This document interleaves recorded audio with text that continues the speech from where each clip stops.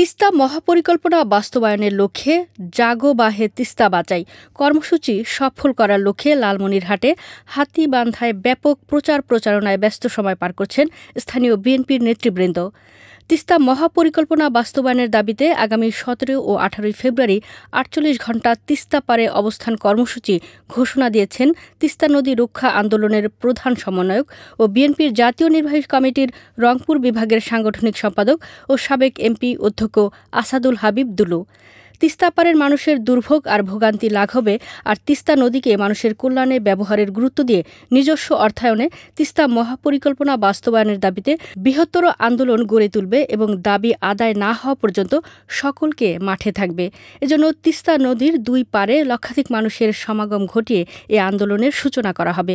রংপুর বিভাগের ৫টি জেলার লক্ষাধিক মানুষ তিস্তা নদীর করাল গ্রাসের শিকার হয়ে সর্বশান্ত হচ্ছে।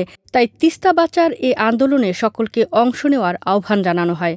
জাগো বাহে তিস্তা বাঁচাই আন্দোলনের স্থান নির্ধারণ করেন বিএনপির জাতীয় নির্বাহী কমিটির সদস্য ব্যারিস্টার হাসান রাজীব প্রধানসহ স্থানীয় নেতৃবৃন্দ।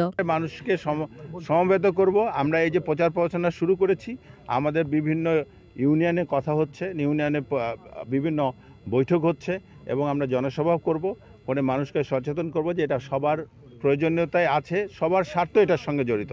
দল মত আদর্শ যে আদর্শে বিশ্বাসী হোক না কেন, সবাইকে আমি এখানে আমন্ত্রণ জানাবো আমরা। এবং তারা মহিলারাও সমবেত হতে পারবে, তারা তিস্তা নদীর ধারে ধারে থাকবে। মহিলারা তো আর রাত্রি যাপন করা সম্ভব না, তাদের জন্য আমরা ব্যবস্থা রাখবো। তারাও আমাদের সঙ্গে একমত পোষণ করে চলে যাবে দিনের বেলা, এবং রাতের বেলা আমরা এখানে অবস্থান করব। এখানে আমাদের জাতীয় নেতৃবৃন্দ বক্তব্য দিবে।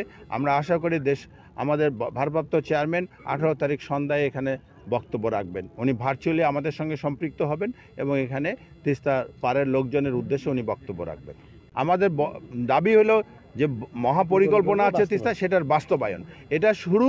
এরপরে যদি দাবি মানা না হয় আমাদের এই কর্মসূচি অব্যাহত থাকবে এবং এটা যতদিন আমরা দাবি আদায় করতে সমর্থ হব না ততদিন পর্যন্ত আমরা এই তিস্তা আন্দোলন নিয়ে থাকবো ইনশাল্লাহ।